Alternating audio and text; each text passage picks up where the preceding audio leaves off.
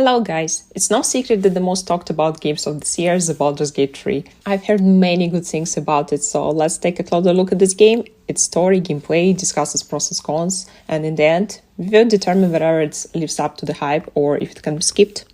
The game starts with us waking up in a very strange place in the company of a green lady. Next to us is a mindfire who inserts some words into our eyes. At this moment, I have the opportunity to create my character. You can choose a pre-made character, but in my opinion, it's more interesting to create your own for the first playthrough. There are many races and classes to choose from, which is great. Character's customization in terms of appearance is somehow limited here, and what disappointed me is that there is no way to change your character's appearance throughout the game after creating them. When choosing a race, to be honest, I was probably concerned with appearance so that my character wouldn't resemble a drowner from The Witcher. Playing as a human can be quite boring, so I decided to go with half-elves. They are not as arrogant as regular elves, quite attractive, and come with some interesting abilities, so I chose this race. Choosing a class was a bit more challenging. I prefer to fight at a distance using ranged attacks, which rangers and sorcerers use, and thinking that just shooting about the whole game might get boring, and sorcerers have a variety of interesting spells, I stuck with a sorcerer. You can also choose your background, and without my sword I chose a charlatan. As without the ability to deceive, I probably wouldn't even finish university. Besides, I love looting everything I see in the games, so the ability sleight of hand might come in handy. I didn't know how to distribute skill points yet, as I was playing for the first time, so I chose what I thought would be useful. Also, I had to choose a name and appearance for my character. While selecting a hairstyle, I came across one that immediately made me think of Leon Kennedy from Resident Evil. And since my character is a half-elf and elves usually have prefixes before their names, I named my character Leon. Back to the game, it turns out we are currently on some kind of flying ship which is controlled by this strange squid. We arrived in the city, whose residents are in a panic because the ship started attacking them with its tentacles. Due to contact with these tentacles, people began to teleport on the ship, where they were also infected with these worms, just like us. Just when it seems there is no hope, a teleporter opens and some dragon-riding knights appear, and fierce battle begins. During this battle, the ship starts moving between the worlds and gradually getting destroyed. At that moment, our character wakes up and emerges from his capsule. After wandering around the ship for a while, we encountered the woman who was infected with the worms alongside us. She initially wasn't very friendly, but then our character started experiencing headaches, and then narrator explains that people with these worms in their heads can read each other's minds and emotions. Deciding they are not enemies, the group joins forces to escape from the ship together. A bit later, we met a girl who was also trying to escape from her capsule. We needed to help her, and then she would join our team. This lady is called Shadowheart, and she doesn't really like the race of these green people. To be honest, I don't particularly like them either, because Liza's constant rudeness pretty much started to bother me too. After some arguing, we managed to come together and reach the ship's control room. At that moment, there was a battle going on between tieflings and an octopus. The octopus asked me for help, but as I couldn't trust really anyone now, I decided to quickly run to the control panel, trying to avoid the fight. Shadowheart played with some tentacles, and as a result, the ship began to fall. Everyone started falling, but thanks to some unknown force, no one died. Regaining his senses, Leon decided to look around and search for survivors, and the first person he found was Shadowheart. Together they decided that there was no time to waste, since they had both parasites in their heads. They needed to find a doctor urgently who could help them to get rid of it, or else they risked turning into squids. While we were wandering around, we came across this guy. His name is Astarion. This cunning man asked for our help, saying that something was moving in the bushes, and he was so scared and needed our assistance so hard. At that moment, I was kinda naive and decided to help him, but then he suddenly pulled out a knife and threatened me. But Leon's head parasite reacted to him, and we realized that Astarion had also been on the ship and had now become infected. After a small talk, deciding that together we had a better chance of finding a cure, we became allies. Along the way, I also found our acquaintance Vazel imprisoned in a cage. I freed her, and we continued our adventure together. Approaching a grove, we witnessed an attack by goblins on the tieflings. I thought that the horned guys were good, unlike the goblins, so I decided to help them. Also, this guy View stepped up to defend the red people. We will get to know this guy better later. Together with him, we repelled the goblin attack, and I gained permission to enter the grove. The leader of the tiefling thanked us for our help and explained that goblins weren't their only problem. There were also druids nearby trying to drive them out of the grove. However, the horned folks realized that if they tried to leave now, they wouldn't make it alive due to the goblins, so they asked for our help. We needed to resolve the conflict with the druids and deal with the goblins.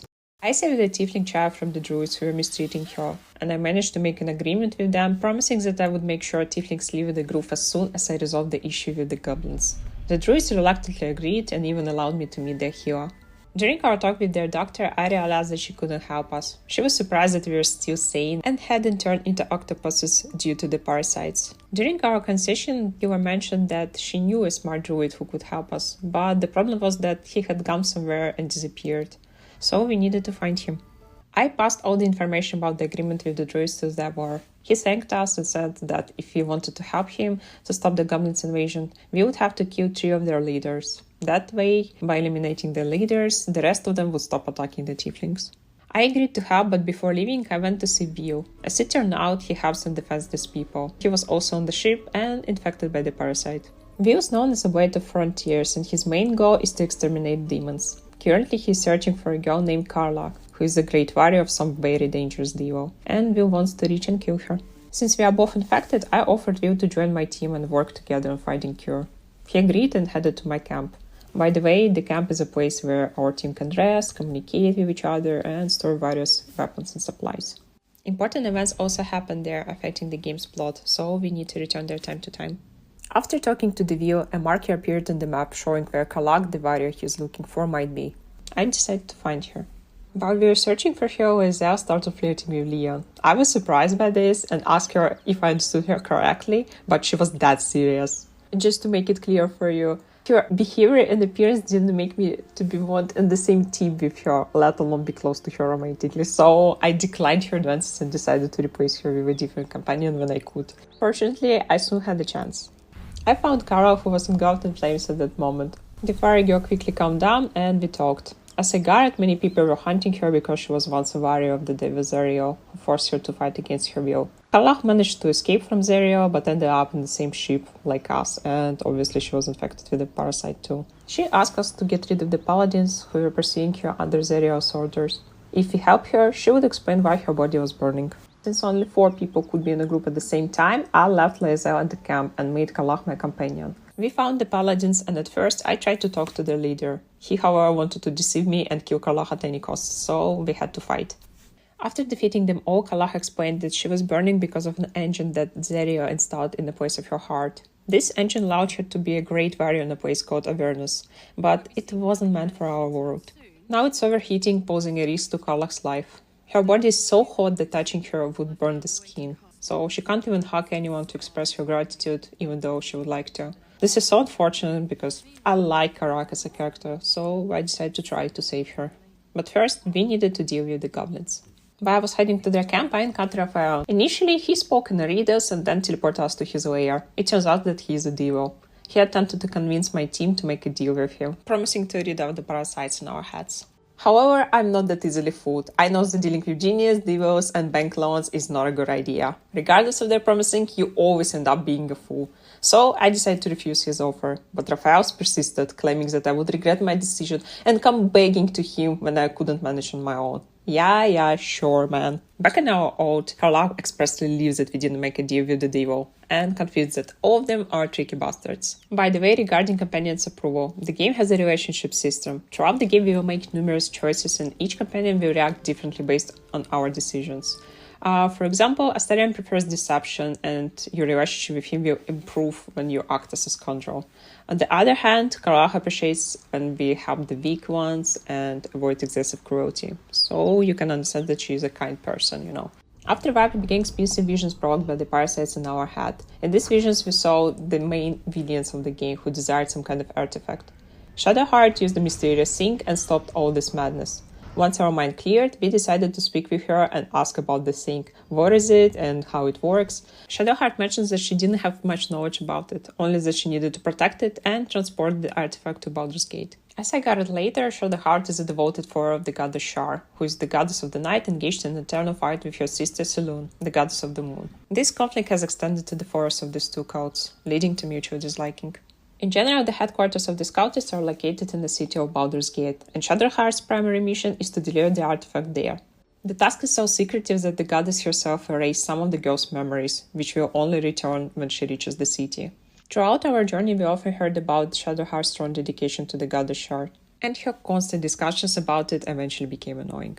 Fortunately, it didn't last the whole game.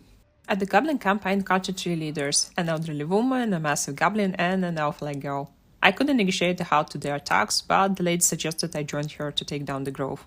I politely declined, and understanding that we wouldn't come to an agreement, I started to eliminate them all.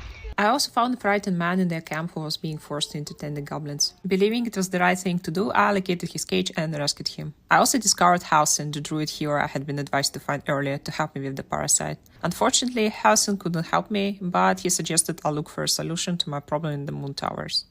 After that, I stumbled upon a very interesting quest. I noticed 2 guys arguing with the elderly lady, demanding information about their missing sister. Auntie Ethel claimed to have no idea what they were talking about or where their sister was. Liam quickly realized that she was lying, and when we all began demanding answers, she became angry and disappeared. Now I needed to help these guys to find their sister. The entire surrounding land was under a charm, with people seeing everything as a rainbow-colored and beautiful, but in reality the place was quite nasty and marshy. While exploring surroundings, we found the witch's house. When I entered, I witnessed the following scene. Auntie Ethel scolding the girl for not eating enough pies. This girl, named Marine, turned out to be the lost sister of the 2 brothers. I asked the witch to leave the girl alone, but she didn't really like my idea, so she teleported Marine deeper into the lair to prevent us from reaching her and transformed into a terrifying creature. However, it didn't stop me. I discovered a hidden passage in the witch's basement where I found numerous bodies of her victims. It appeared that this hag offered people contracts in which she granted their deepest desires, but in a twisted manner. For example, a girl wished never to see her family again and lost her eyes as a result. Similarly, the relatives of a man wished for his beauty never to fade, and he found himself forever trapped within a mirror. Many unfortunate people fell for the hag's deceit, and they paid a heavy price. That's why I was determined to do my best to stop her. As I moved further, I encountered her and Marine, and a battle ensued. By the way, the fight proved to be quite interesting. The witch had the ability to ignite a cage with Marine inside, so I had to extinguish the flames in time. Or she could also summon clones, including herself or Marine, making it essential for me to be cautious to avoid accidentally harming the girl. Towards the end, when the witch, having very little health remaining, she began begging for mercy, claiming that we couldn't kill her as she would simply resurrect. Nonetheless, I decided to try and deliver the final blow. After the hag died, Marine was deeply upset, as she had hoped to bring her deceased husband back to life. The witch had promised to do so in exchange for a child which Marine was carrying. Yeah, she was pregnant. However, since we had killed the witch, the deal fell through. Before departing the lair, I chose to take all the intriguing items from the witch's possessions, including a staff or a dagger, I'm not sure which it was. With it, I had the power to resurrect the dead.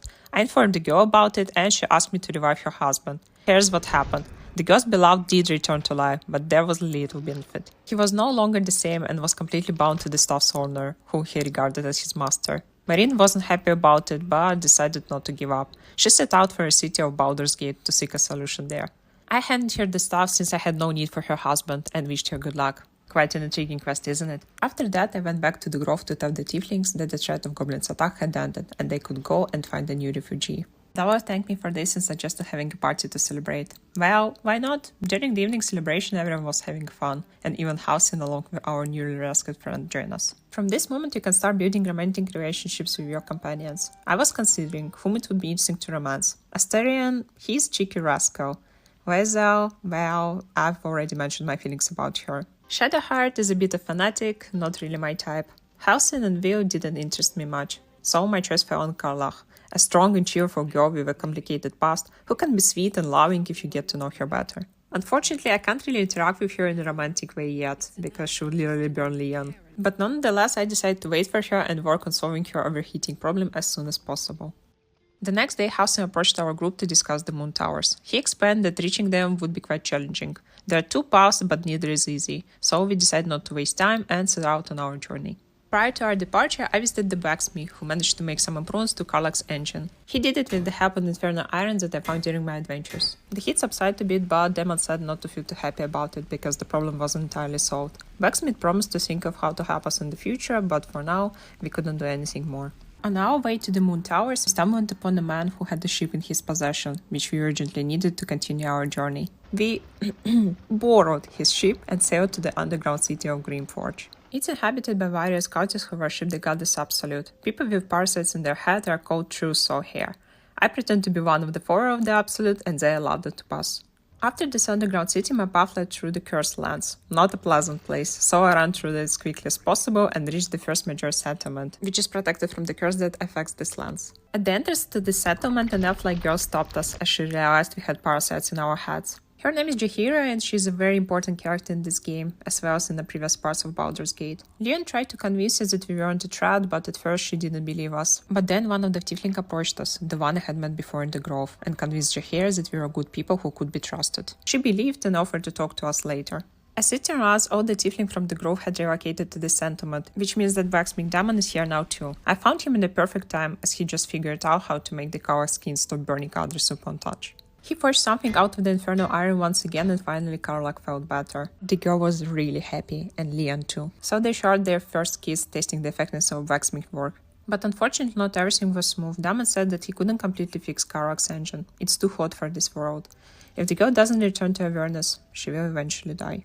Karlach said that she would rather die than go back, as Zero could catch her and make her a warrior once again. Returning to our camp to rest, our lovers decided not to waste time and spend some good time with each other. When everyone went to sleep, something unexpected happened. Astarion sneaked up to me and attempted to bite. As it turned out, he's a vampire. I really didn't like that, so I told him that if he tried it again, he would have to pick up his guts from the floor. Astarion apologized, promised not to do it again, and explained that it's difficult for him to control his thirst now because he hasn't fed in a long time. Usually, he doesn't feed on human blood, just that of animals. So, it turns out we have our own Edward Cullen. On the next day, we went to talk to Jaheira. She told us that in the Moon Towers there is a person named Catterick Thorn, one of the main followers of the goddess Absolute, who constantly troubles Jaheira and others. I had tried to fight him before and even killed him once, but he somehow came back to life. In general, we need to figure out why it happened and finally kill him.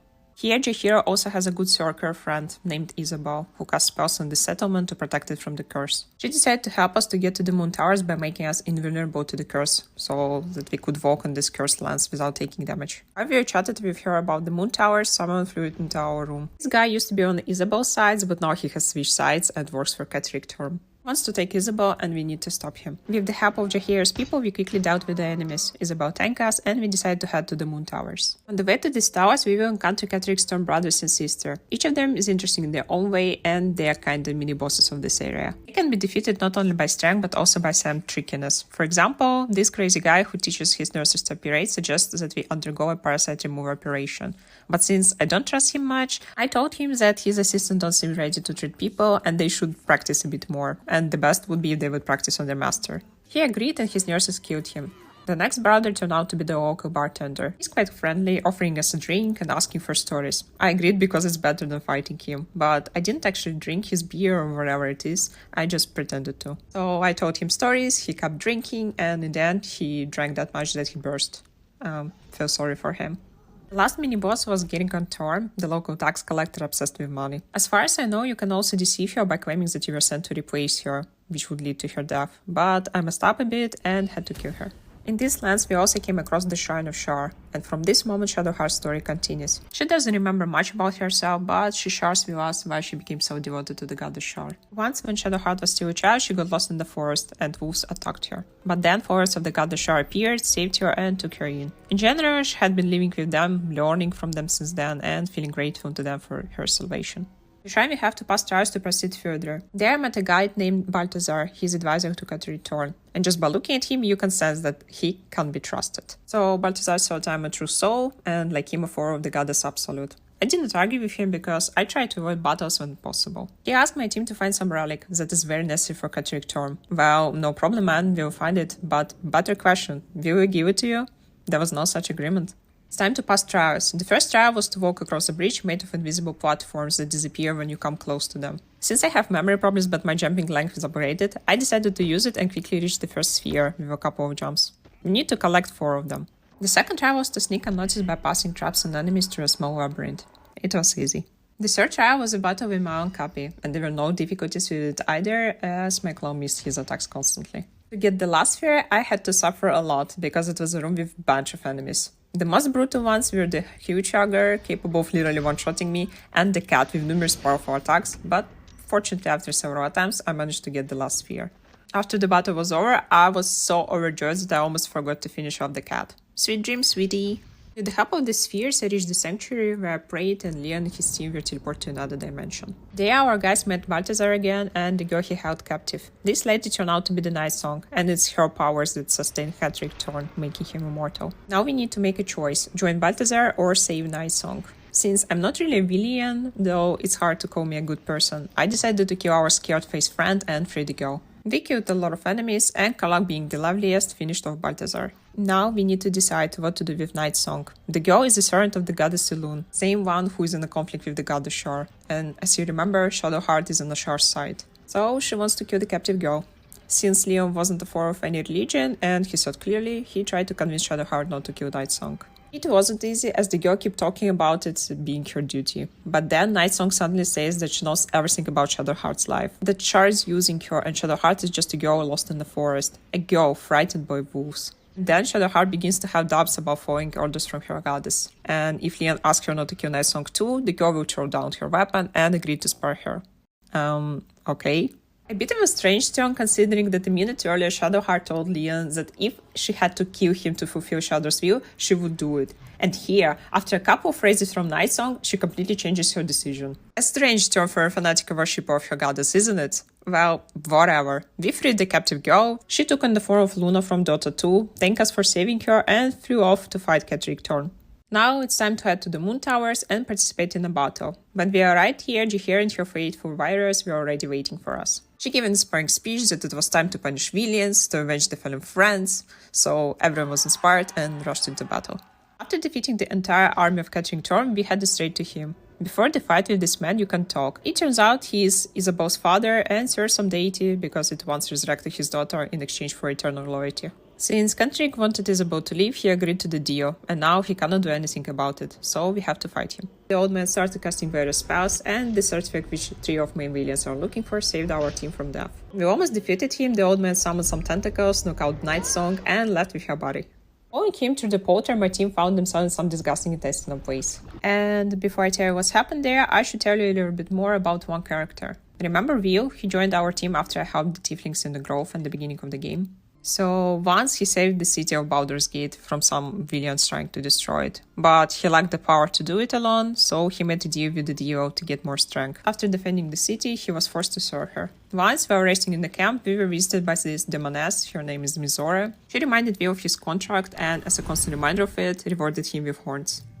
Back to the present. Wandering around this place, I found the captured Mizora and decided to rescue her. But in return, we asked her to release Will from the pact. She agreed, but like any boy, she said he would have to work for another 6 months under the contract. We also found those 3 people from the Vision, Gartash, Orin and Catterick. At that moment, they were discussing that Torms wasn't doing well, and they needed as fast as possible to acquire the artifact, which was currently with Shadowheart. They also decided that they couldn't wait any longer, and it was time to do something. With the help of their stones, they summoned the Elder Brain and directed the Undead army toward the Baldur's Gate. By the way, a little more information about what was happening at the camp during our travels. Sometimes our heroes were visited by a certain dream visitor in their dreams. She constantly talked about the need to deal with these 3 villains and the Absolute. In general, we know little about this guest so far, only that she also fights against the Scout and helps our team avoid going insane from the parasites in their heads. Now 2 villains are leaving, asking Thorn to quickly deal with all the matters and retrieve the artifact. As for us, we need to kill Hedrick Thorn. I showed my skill of oratory and persuaded Thorn to reconsider his decision. He decided that nothing could be fixed anymore and chose to fade into oblivion. But instead of Thorn, Miracle appeared, or rather part of his powers contained within Hedrick Thorn. It's one of the evil dead gods alongside Baal and Bane. They don't have a material form and are like spirits gifting their powers to their followers. Now we need to kill him. On the arena there was also the captured Night Song. First of all, I freed her because she's a very strong ally, and together with her and the other guys, we killed this bunny monster. After our victory, Hedrick Thorn appeared, but he didn't live long as the offended Night Song decided to perform the dance on his head. Leon, like everyone else, was horrified by what they saw, but decided not to intervene. From the body of the deceased, we took the stone, and at that moment the Jinn guest appeared. She explained that the Elder Brain is the Absolute, and that these 3 people, with the help of their stones, are currently controlling it. So, to destroy it, we need to first obtain the remaining 2 stones. After the conversation, we jumped into the appearing portal and returned to the Moon Towers. Everyone was joyful because we had won. In gratitude for our help, Isabel, Night Song, and Jihir became our allies, and now we can meet them at our camp. The curse from these lands began to leave, and we decided to head to Baldur's Gate to obtain the last 2 stones. While we were heading there, we were shown a cutscene about Gartosh and Orin. At that moment, they were discussing our soon arrival in the city, preparing to give us a welcome. Also, at the end of the cutscene, we see Orin transforming into another person, hinting that we will see this Orin's ability more, so we need to be careful with her.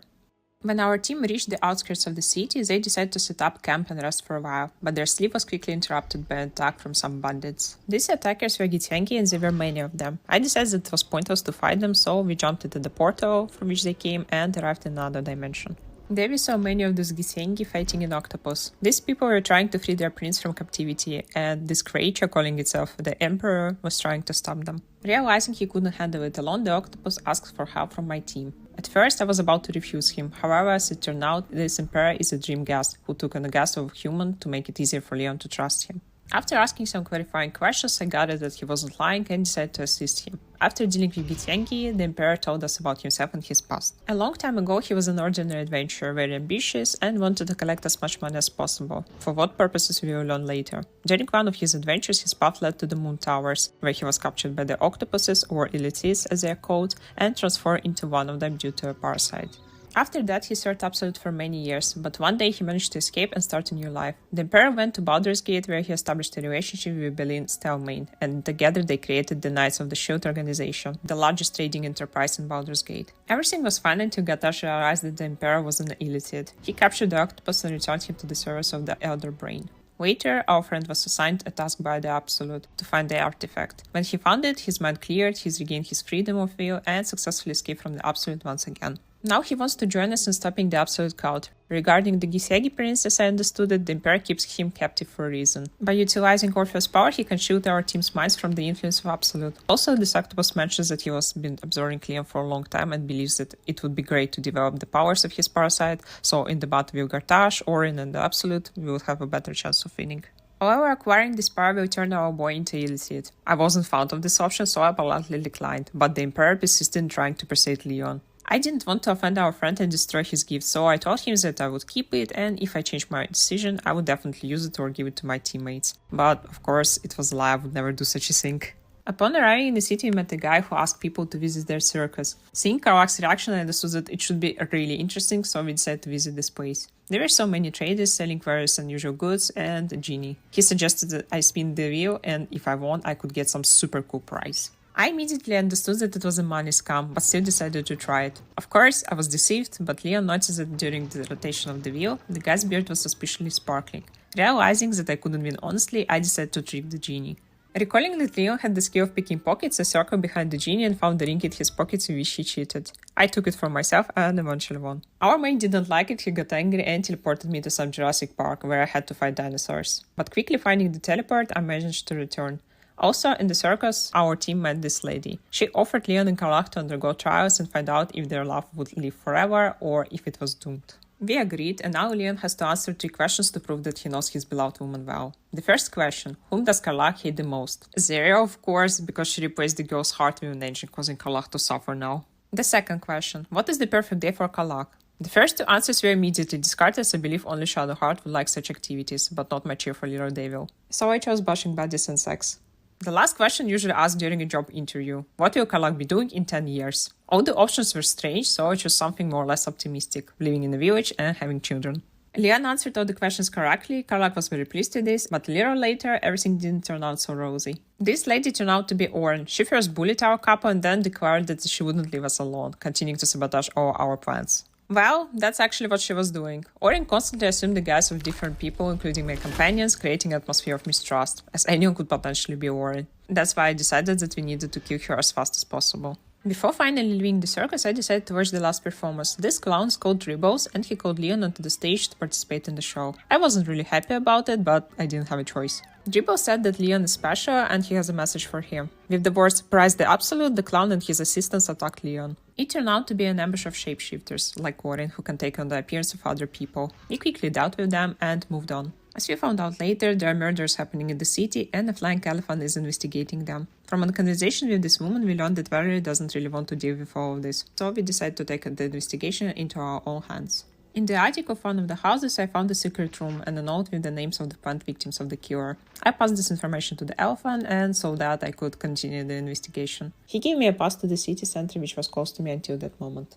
Passing through the guard using this pass, our team was stopped by a huge robot. Somehow Gartash addressed us through it and invited us to attend the inauguration. When we arrived there, it was immediately clear how much Karlach hates this guy. The thing is that she used to be his personal bodyguard and she trusted him. But he decided to pass the girl to Zarya, and as a result, Karlach lost her heart. Now Gartash wants to form an alliance with us, and as it turns out, Orin and Gartash don't really trust each other and in a way hinder each other in realizing their ideas. This guy wants to rule Baldur's Gate and have everyone obey him, while Orin wants to make chaos and kill. In general, he proposed that we unite, kill Orin, and rule the city together. Karlach is against us cooperating with this jerk, but I decided to pretend that I liked this offer and wanted cooperation. And of course, this was only to make it easier to kill them one by one. As a gesture of goodwill, Gartash ordered his guards and robots not to attack us and also shared information that Orin is currently in our camp under the guise of an ally, and we should be careful.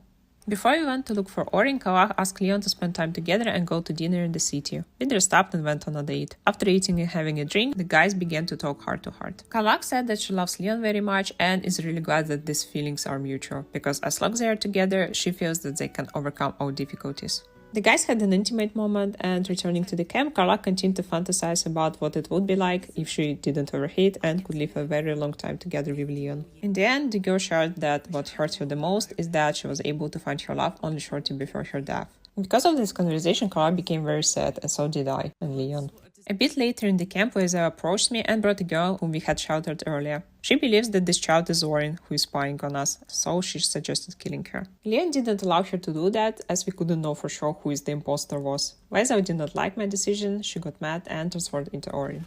As it turned out, the real Orin had been hiding behind the appearance of Weza all this time, and our real friend has long been held captive, and if we don't cooperate now, she will be killed. Orin wants us to get rid of the Gartash. I promised her to do it and went to look for Weza. While I was looking for her, I stumbled upon the followers of God Baal. These cultists remind me of the Dark Brotherhood from the Elder Scrolls Skyrim, but if the Dark Brotherhood is a group of hired assassins, then the followers of the God Baal kill people without any particular reason, simply in the glory of their god. The leader of this group is Sarvi Kanchev, the man you could see in the previous parts of the game Baldur's Gate. Long time ago, he almost destroyed the city, but Jaehaera and her friends managed to save it. Also, Sarvik is Orin's grandfather. He offered Leon to join them, but since Leon doesn't believe in gods, especially in such cruel ones, it was decided to kill all these crazy people. After the battle, our team found a captive elephant in one of the rooms. We freed him, and he told us that while he was captive, he overheard that Orin and the other cultists is in the Temple of Baal, and Valerie also hinted on how this temple can be found. Having found the Baal temple, we arrived just as Orin was about to sacrifice Weza. Not seeing us, she said that she knew we killed her grandfather, and that we wouldn't leave here alive. After that, Orin turned to Baal, received his power, and transformed into this monster.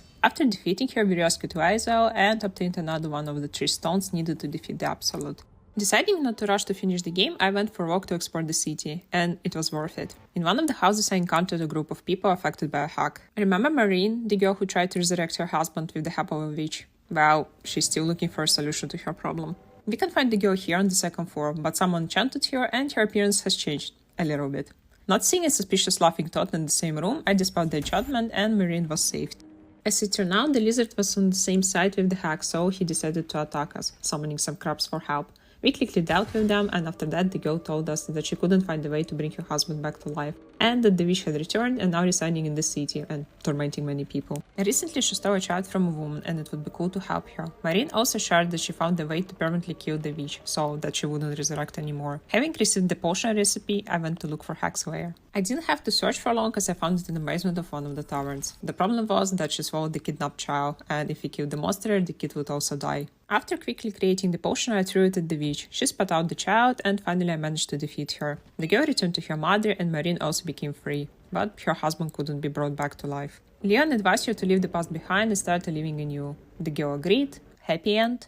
It's time to complete the quest of our companions. Let's start with the Shadow Heart. We came to a place called the House of Grief, where all the followers of the god Ashar gather. The girl at the reception recognized Shadow Heart and told us where we needed to go to meet their leader. In a nearby room, Leon sat on a bench, and after a while the Inquirer of Grief appeared. The stranger asked why Shadow Heart came here if she betrayed the god Ashar. The girl said that she wants to know the truth about her life, family, and who she is. As it turned out, the stranger was Viconia Devere, a person Shadowheart knew well and respected in the past. The woman suggested going to the temple and talking there. We followed her, and on the spot Viconia started to scold Shadowheart in front of all the followers, saying that she abandoned her faith, betrayed her sister and brothers, and that now she is destined to die for it.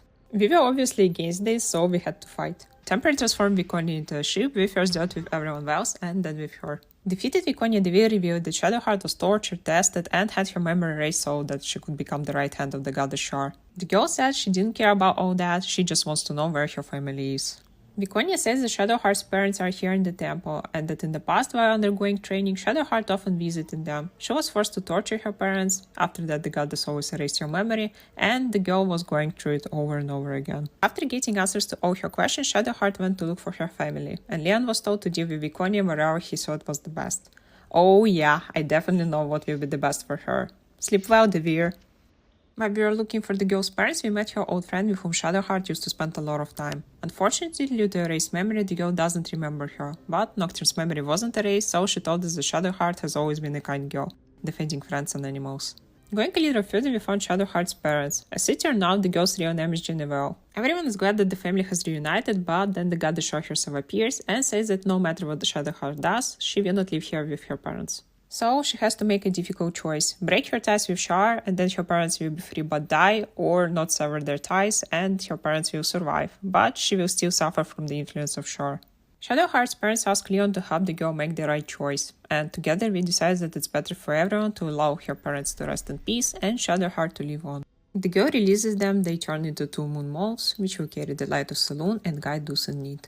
After that, Leon will meet Shadowheart at the statue of Saloon. She will be crying over the loss of her parents and the fact that she won't learn about her past life anymore. Nevertheless, she is glad that she discovered the truth and has no intention of leaving her past behind. Even her name, Shadowheart, she wants to keep it, as she says, you can't cast a shadow without some light.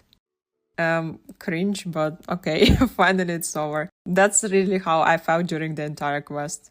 It's time to learn more about Astarion and his quest. While walking through the city, we stumbled upon all the acquaintances of our vampire. Unlike him, they were turned by another vampire, Casador. For a long time, this person forced Astarion and his subordinates to turn and bring more and more people to his lair, where they were waited for their turn to participate in a ritual. Now these guys ask Astarion to return to Casador, but our friend doesn't want to do that. He claims that he will soon overthrow the Casador and become the most powerful vampire in this world. After this conversation, the vampires left and our friend asked us to help him to find Casador's hideout and kill him. Leon agreed and we began to search. We didn't have to do it for long as Casador wasn't hiding much. The only difficulty was to opening the enchanted door in his castle. After exploring this place, I obtained the necessary ring from the skeleton and learned the magical words needed to proceed. We did it, the door opened, and a horrible sight awaited us. Over the years, Casador had kidnapped and turned a massive number of people, including children. They all suffered greatly, with some remembering Astarion and hating him for bringing them here. We decided to deal with Casador first, and then solve the problem with the 7,000 starving vampires. I found the villain just as he was about to perform a ritual. During this ritual, he planned to sacrifice all these thousands of lives to gain huge power and the ability to walk freely under the sun. Ordinary vampires couldn't do this, and Astarion could only do it because of the parasite in his head. After a failed attempt to peacefully resolve the conflict with Casador, a fight ensued. When my team had almost defeated the vampire, he teleported into the coffin to regain his strength, but we didn't allow him to do so. The question arose of what to do with Casador and the thousands of vampires. Releasing any of them would be foolish, as due to hunger they could cause chaos on the entire city. Astarion suggested completing the ritual so that he could gain this power instead of a Casador. Leon agreed for two reasons. First, leaving the vampires in captivity wasn't human, and releasing them after so many years of hunger would be pretty dumb. The second reason was that in a battle against the Absolute, Astarion's increased strength could be beneficial. Therefore, by adding Casador to the list of sacrifices, we performed the ritual. The girls were horrified, but the guys were pleased with their victory of the vampire tyrant and the acquisition of new great power. Since our team became much stronger, Leon came up with a brilliant idea to punish Raphael and put an end to his dirty games with people's destinies. We came to the shore where the sailor knew how to open a portal to Raphael's lair. However, she didn't want to do it for us for free. The girl said we either have to obtain some artifact from Raphael's collection for her or pay money. I didn't want to give her the artifact, thinking it might be useful to me in the future, so I gave her a single gold coin. However, the trader demanded more, at 10,000 gold coins. With some regret, I handed over all my savings and we set to the lair. This place was horrifying. Many people who had lost their minds due to the pact with the demon were condemned to serve him for eternity. There we also met Hope, who used to own this house. Raphael took her captive and after years still continues to torture her. That's why the soul of the girl with whom we talk behaves strangely, sometimes asking for help and sometimes shouting that nothing will work out. Overall, the situation is bad. Wandering through this castle, I found the very important artifacts from the demon's collection. Clothes, which the trader wanted to get, but fortunately I didn't promise to give them to her. I also found an excellent talisman that significantly increases health. The last artifact was the Orphic Hammer. I wanted to take it too, but it was under some enchantments, so it wasn't easy. I had to run around this castle again and find a way to dispel the charms. Having successfully done it, I obtained the hammer and used it to free Hope from her shackles. It was time to deal with Raphael, who just appeared in his lair. He didn't like what we had done, so a fight was unavoidable. Luckily, I managed to persuade the ogre to join my side, otherwise I would have suffered for a long time. After killing the demon, I read his personal diaries and learned that Raphael wanted to use our team to obtain all the stones and independently take control of the Elder Brain. But, as you guard, it didn't work out. When we were about to return to Baldur's Gate, Hope said that she isn't going with us. She wanted to stay as this was her home and now she was free. I didn't insist, only wished her luck and headed back to the city. While I was walking around the city and seeking adventure, I stumbled upon something like a college of mages. The lore of this place really wants to capture Night Song. I didn't like this person immediately and I'm obviously against hunting down my allies, so right after talking to the visitor, I went to the camp where I told to the girl that someone wants to capture her. Night Song didn't like this and she decided to punish the scoundrel who wanted to obtain her power. Returning with her to confront this guy, we killed him. Night Song finished him off with particular cruelty, as memories of her long imprisonment haunted her. For the information provided and assistance in the battle, the girl promised to help our team defeat Absolute.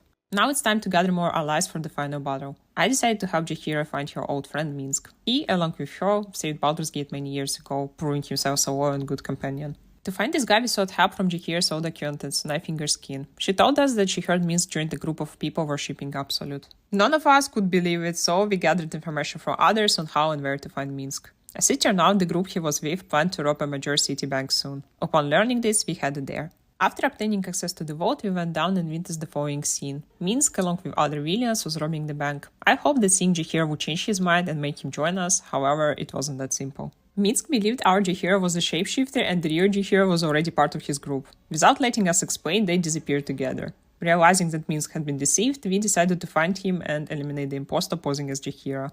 After exploring the sewers for half an hour, we finally found him, killed the shapeshifter, and with the Emperor's assistance shared the truth with Minsk. Grateful for being saved, he joined our team. Minsk is actually quite an interesting character, although a bit naive. He also has a hamster with whom he converses, believing it to be a fierce and dangerous predator, which is fun and strange at the same time. In the camp, Jaheira and her friend talked, resolved all conflicts, and assured us they would also help in the battle against Absolute. Now let's move on to Will's quest. His story seemed a bit boring to me since he's typical good hero who sacrificed himself for city's salvation. It's not bad, it's just that the good characters are less interesting because they lack human-like flaws, if you know what I mean. While exploring the series, my team came across this gentleman with a submarine. It turned out that the submarine was used to visit an underwater prison. I persuaded him to take me there, but while we were sailing, Gartash called us and said that if he didn't turn and return to the shore immediately, we would have big problems. Leon refused to follow the order and because of that Gartash detonated the prison. Now we have 6 turns to save everyone. There will be many prisoners, including Will's father. We split up, and while Leon and another girl rescued gnomes and other hostages, Will saved his father. At that moment, a group of sea creatures tried to stop us. They didn't deal much damage, but they could throw a net that could stun my character for 2 turns. That's exactly what happened to Leon. Everyone was saved and sailed away, but he died. Fortunately, his body was thrown ashore, so I could find him later and resurrect. So, kind of a happy end. In the camp, Will's father said he wasn't happy to be saved because it's better to die than to find out that his son has turned into a demon. However, Leon, using the Parasite's ability, shared with him all his memories and told that Will was in fact a hero, sacrificing himself for a city. Ravengard apologized to his son, said he was very proud of him, and offered him to become the new ruler of the city instead of Gartash, as Will deserved it. But our friend said he wasn't very interested in it, he didn't want to rule the city, only to protect it. He named himself the Blade of Avernus and said that from now on, he would mercilessly kill all demons and devils trying to harm these lands. Also, Will's father mentions that not only we are defenders of the city, but there is also a certain dragon sleeping deep underground. Learning about this, I decided to try to find this creature. I went through a secret passage in the prison of the city, and from there I reached the ancient sanctuary. At the entrance I was greeted by a statue of Baldur'S, the man who founded the city. From the poem recited by the statue, it became clear that I would have to undergo trials to reach the dragon. In the first try, I had to understand the story about the thief from the pictures and deliver a fair verdict. In the second try, I had to punish the guilty one. I understood who it was out of the 3 souls by reading stories from the books. In the third try, I had to survive against enemies for 4 turns, but it was easy since the enemies often missed their attacks. The last try was a chess game. I had to checkmate in 2 moves. It would have been simple if I knew how to play chess, but thanks the internet exists, otherwise I was stuck with this task forever. Having passed all the trials, I managed to reach the dragon's lair. It seems I'm a bit late for the meeting with him, about 50 years late. Approaching him, the dragon woke up and entered Leon's consciousness. Thus, we learned that the dragon's named Hanser. Losing the mental connection with us, our octopus got scared and appeared to see what had happened. As it turned out, the pair and Azar are old friends. They even built Baldur's Gate together in the past. However, when the Emperor started turning into an elite to stop his friend's suffering, as he thought, Anzor decided to kill him. But something went wrong, as you can see, because the Emperor is still alive. All this discussion about the past angered the dragon and he attacked us. We had to defend ourselves. The battle was tough but visually stunning, as Anzor dealt a significant amount of damage. Fortunately, I have Karlach who can withstand anything. After defeating the dragon, I decided to have a heart-to-heart with my squid friend. As it turned out, he is the Baldur'S himself, the founder of the city. Once, when he was a human, he traveled a lot, collected enough money, and began to build the city. Everything seemed to be going well, the city was growing, however, Baldur'S wanted more, so he started wandering the world again until evil octopuses caught him, infected him with a parasite, and forced him to sow the Elder Brain. One day, Anzor managed to save the Emperor from the influence of Absolute. They returned to the city, and there, with the help of healers, the dragon tried to help his friend recover. But, as the octopus said, he didn't want to be cured. He liked the new power he gained after the transformation. However, Anzor didn't understand this. One night, out of pity, the dragon decided to kill his friend in his sleep. But the Emperor woke up and, defending himself, killed Anzor.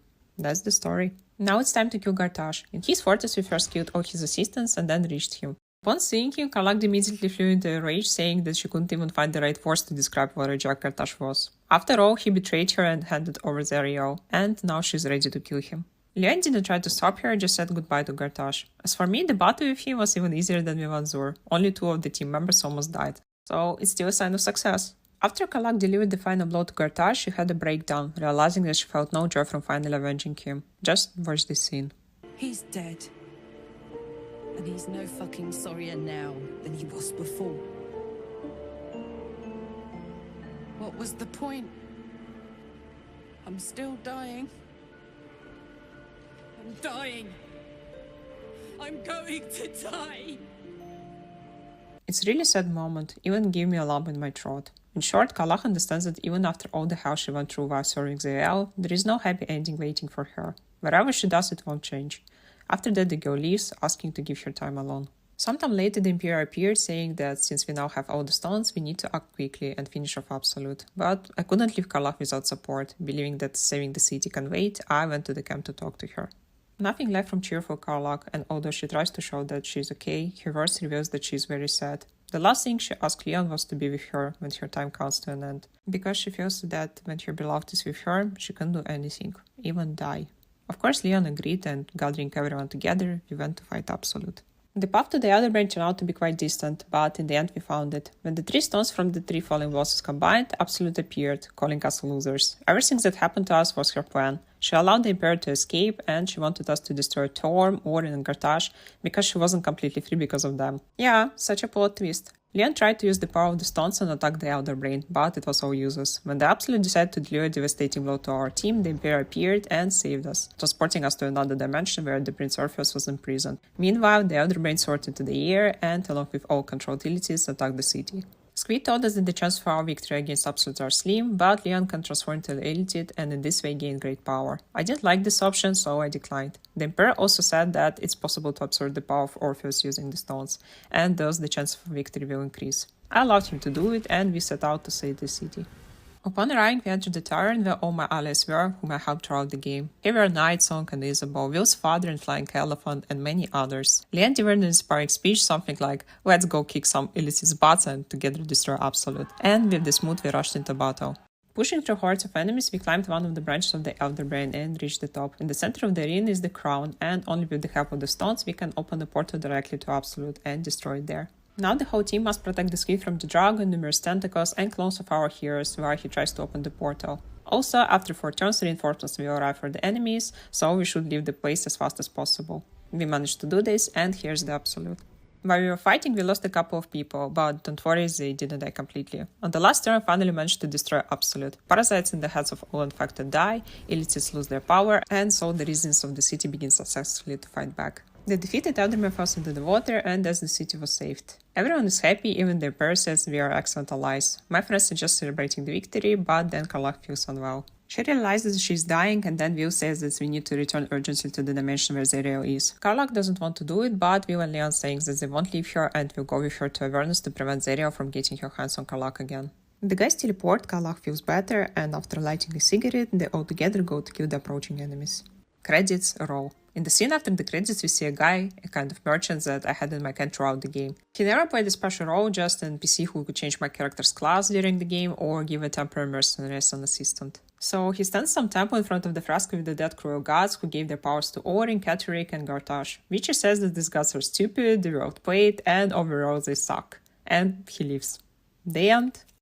Now that I've completed the game, let me share with you the pros and cons I personified during my journey in Baldur's Gate 3. Let's start with the positives. In the first playthrough, without guides, it's almost impossible to fully explore the game due to its rich content. However, it's unnecessary as Baldur's Gate can be and should be played multiple times, choosing different characters and making different choices. The game overall is excellent and diverse. I really enjoyed the fact that almost every quest can be approached differently based on your playstyle, skills, and etc. This is how a game of this genre should be. Baldur's Gate 3 is undeniably a beautiful game with good voice acting, animation, and a large number of cutscenes. And this is crucial because in such games, reading tons of text can be exhausting, but is usually necessary to progress in quests and learn more about the game's lore. As for the quests, they are interesting and multi-layered. The main story is pretty simple but still engaging. I can confidently say that 90% of the times that I spent in this game, I did enjoy it. And considering the game's size, that is dozens of hours of enjoyment. Most characters are interesting both as enemies and allies. When you take companion into your team and explore the world together, it generally feels like you're not playing alone. There is no feeling of loneliness. All of them feel real with personalities and are enjoyable to chat with. They have their own opinions on every situation, which is interesting to listen to, something not found in every game. Companions may even leave your party permanently if you consistently oppose their opinions and don't pay attention to what they say, wish, and feel. This is very realistic. Combat here is interesting, not too difficult, and intuitively understandable. Each class has its unique techniques, allowing everyone to find something suitable for themselves, which is great. As for the game's downsides, I didn't find many, mostly visual and technical bugs that become quite numerous towards the end of the game. In the first and second acts, I had no problems, but as soon as I entered the city, the game started acting weird. Characters would get stuck, the camera behaved really dumb, forcing me to constantly look at the characters drinking around during dialogues. The game at any moment might decide that I don't need my CPU anymore and start heating it up to 95 degrees, which can be harmful to it. Overall, it felt like developers ran out of time to finish the game, because everything was working well, but towards the end, the game started sliding straight into the abyss. Also, the ending of the game, kind of epilogue, didn't seem very satisfying. It didn't show what happened to many characters after saving the city, and events unfolded hastily. Because of all this, the impression of the game was spoiled, but significantly, I think not. I believe that many bugs will be fixed over the time with patches, and maybe by now, some of them have already been fixed. Keep in mind that since I completed the game and uploaded the video, enough time has passed. Do I think that overall it's a good game? Yes, for sure. I will play it more and definitely recommend you to try it yourself too, because you will still find much that I didn't discover during my first playthrough or didn't mention in this video. So that was my experience and opinion about Baldur's Gate 3. If you enjoyed the video, don't forget to leave a like and you can check out some other videos on my channel as well. I'm also interested in your opinion. Should I use my real voice for every video or would you prefer me to continue using AI like before? So waiting for you in the comments and see you soon.